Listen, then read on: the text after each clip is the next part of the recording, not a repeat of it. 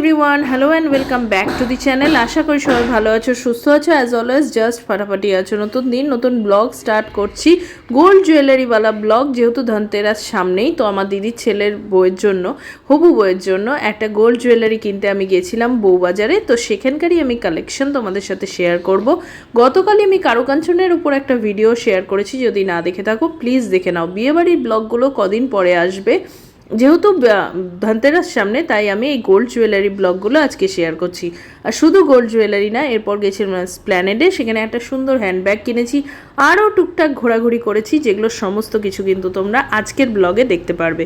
তাই স্কিপ না করে ব্লগটা দেখতে থাকো, আশা করি খুব ভালো লাগবে। গুড ইভিনিং, অলমোস্ট 4:15 বাজে আর ফাইনালি বেরিয়ে পড়েছি। ফার্স্ট যাচ্ছি বউবাজার, দেখি কি হয় না হয়, সব কিছুই দেখা দেখির উপর ডিপেন্ড করছে। বাকি যেরম যা হচ্ছে না হচ্ছে দেখতেই পাবে, আশা করি ভালো লাগবে। চলো এবার যাই।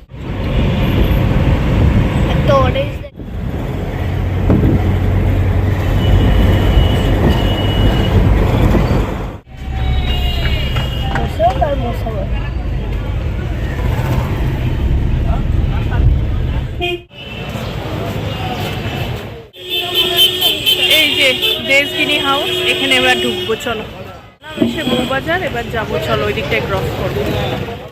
আমরা বেশ সন্ধ্যাবেলায় এসেছিলাম, যার জন্য এই জায়গাটা এমনিতেও খুব ভিড় ছিল। তো এখানে দেখো টুকটাক যে কালেকশনগুলো দেখছি, তোমাদেরকেও দেখাচ্ছি। ইয়াররিংগুলো মোটামুটি 6-7 গ্রামের মধ্যে ছিল, আর এই পেন্টেন্টগুলো ওই 4-5 গ্রাম এরকম। আর যে ফিঙ্গার রিংগুলো দেখছো, এগুলো 4-5 গ্রামের মধ্যেই সমস্ত কিছু এখানে রাখা ছিল। আর এই যে নেকলেসগুলো, এগুলো কিন্তু 8 থেকে 10 গ্রামের মধ্যে।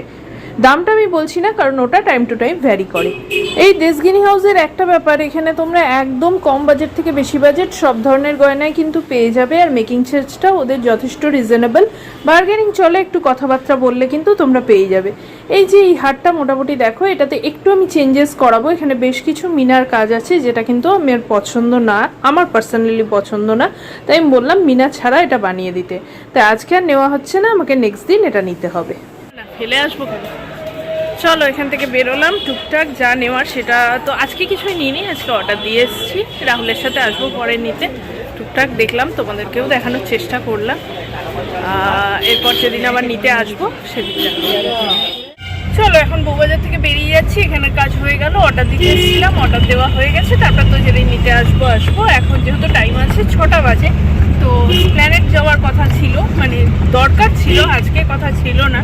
যেহেতু এখন 6টা বাজে টাইম আছে, তো এবার যাচ্ছি প্ল্যানেট। এখান থেকে একটা ট্যাক্সি পেয়ে গেলাম, চলে যাচ্ছি। হ্যাঁ, কোথায় যাচ্ছিস এখন তুই? ওখানে কি কিনবি? ওইটা বানাবে।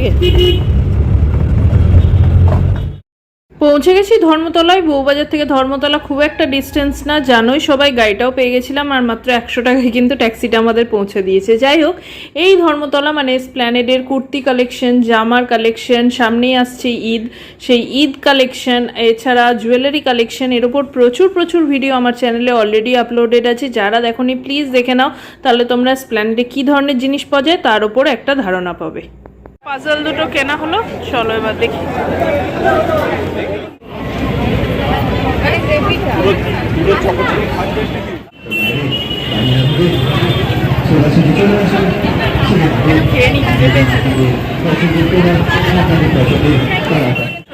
শ্রীরাম মার্কেটের রাস্তা দিয়ে সোজা শ্রী লেদার্স, এখন এদিকে যাবো। খাওয়া হলো, এবার এদিকে শ্রী লেদার্সের দিকটা যাচ্ছি, লম্বা গলিটা দিয়ে। চা খাবো, তারপরে শ্রী লেদার্স ঢুকবো। চলো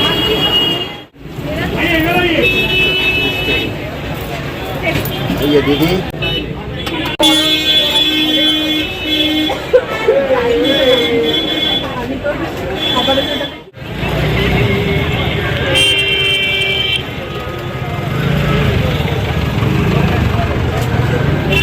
এখানে ফার্স্ট ক্রাইয়ের একটা আউটলেট আছে, এই যে এটা, কিন্তু এলাম দিয়ে এখন শ্রী লেদার্সের দিকে এগোচ্ছি। শ্রী লেদার্সে ঢুকবো।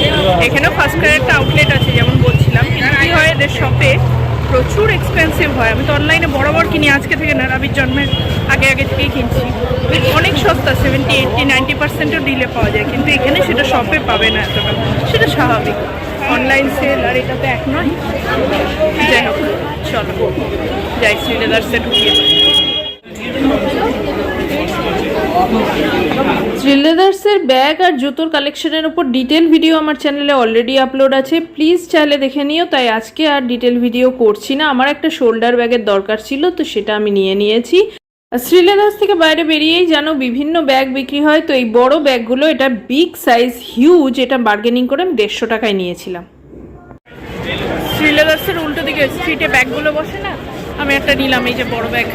ওরা তো বলছিল অনেক 250-300 বলবে, সে তো সব জায়গায় বলে, হাতিবাগান, ধর্মতলা। 150 টাকায় নিলাম। রাহুল এলে এক বিরক্ত হয়, তার মধ্যে তাড়াতাড়ি করে। আজকে আমি আর আমার ছেলে এসেছি, আমার ছেলেটাকে আমি আমার মতো ঘুরুনি তৈরি করছি, ঘুরে যেতে ভালোবাসে। ভবিষ্যতে কমপ্লেন আসবে না, গার্লফ্রেন্ড বা বউ যেই হোক, এত ঘুরে ঘুরে মায়ের সাথে প্র্যাকটিস হয়ে যাচ্ছে না। এখন এই সিম পার্ক মলটার ওপরে এলাম, এখানে একটু দেখতে, এই খেলাগুলো দেখি। আমার ছেলেও তো ভালোবাসে, আমিও ভালোবাসি, দেখি ঘুরি। দেখো এখানে ডিটেলে আমি প্রচুরবার দেখিয়েছি, আর নতুন করে ডিটেলিং করছি না, বাট খুব ভালো খেলনা পাওয়া যায়। বেলা আমার কাছে দুখানা ছিল, একটা দাদা দিয়েছিল, একটা জ্যাম্বো দিয়েছিল।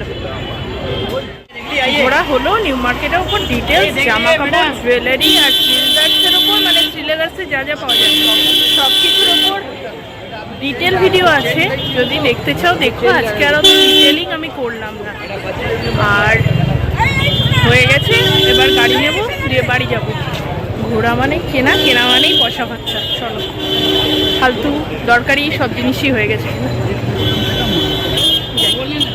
জায়গাটা এত ক্যাওস না, গাড়ি পাওয়াটা চাপের হয়ে যায়, বাট আমার খুব ভালো লাগে। প্ল্যানেট ঘুরতে আমার এত মজা লাগে। শ্রীরাম মার্কেট গেলাম না, শ্রীরাম মার্কেট যেটা, খুব ভালো লাগে ওই ভেতরটা ঘুরতেও। চলো যাই।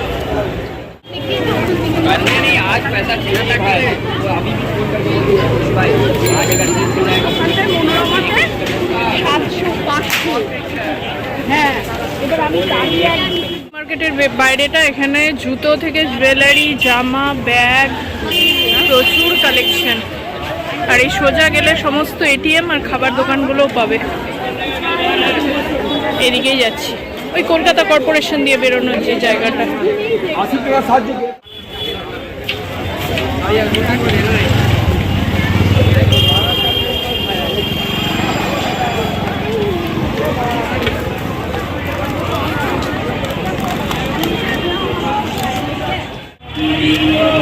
এই সামনেই নিজামস আছে, আর পরপর খাবার দোকান আছে। জেনারেলি বাইরে এলে কি হয়, রাহুলের জন্য খাবার নিয়ে যায়, মানে আমাদের জন্য খাবার নিয়ে যায়। বাট এখন না, পরপর খাওয়া আছে, বিয়ে বাড়ি আছে, তাই আর নিচ্ছি না। আজকে বাড়ি গিয়েই খাবো। জেনারেলি ঠিকঠাক পায় না, বাট উবারে প্রথমটা এলেও তারপর থেকে যতগুলো করলাম, মানে গাঙ্গুলি স্ট্রিট থেকে এলাম বা এখান থেকেও সুন্দর আজকে ইয়েলো ট্যাক্সির সার্ভিস পেয়েছি, এখনও পেয়ে গেলাম। চলো এবার বাড়ি, অনেক হাঁটা হয়েছে আজকে, আমার তো হয়েছে, বাট আমার সাথে সাথে হাঁটা হয়ে গেছে। শ্যামবাজার হয় না মানিকতলা? চলো শ্যামবাজার না, মানিকতলা হয়ে চলো। ধর্মতলার আশেপাশে এই যে এজরা স্ট্রিট, চাঁদনি চক, বউবাজার, এই সমস্ত এই সারাউন্ডিং এরিয়াটায় প্রচুর এরকম মিটার পিসের দোকান, ফার্নিচারের দোকান, টয়লেটের যে সমস্ত ফিটিং, সেই সমস্ত মার্বেল, সমস্ত ধরনের জিনিসের কিন্তু এক একটা আড়ত আছে। তাই এই সমস্ত জিনিস যদি তোমরা কিনতে চাও, তাহলে এই জায়গাগুলোর আশেপাশে যদি একটু খোঁজ খবর নিয়ে আসো, খুব ভালো জিনিস খুব সস্তায় পাবে।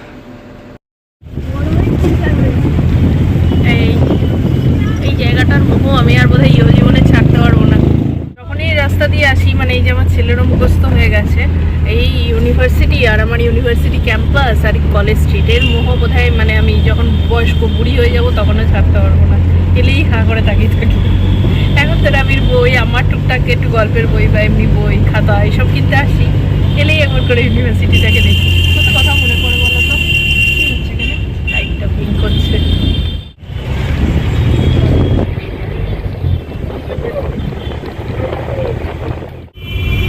এই ছোট বাচ্চাটা দেখো, অনেক সঙ্গ দেয় বেচারা, আর পারছে না গো, ঘুমিয়ে গেছে। একটু জ্বালাই না, যা বলি করে। এটা একটা ভালো বাচ্চা।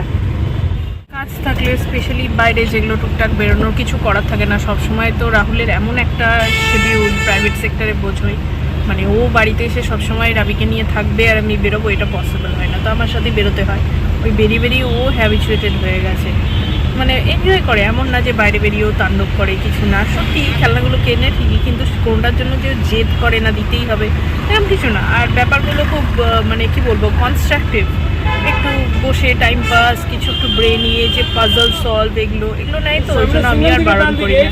সত্যি তো ফ্রি টাইমে বসে বসে কি করবে, নাহলে মোবাইলে টিভির অ্যাডিকশন হবে, যেটাও নেই একদম।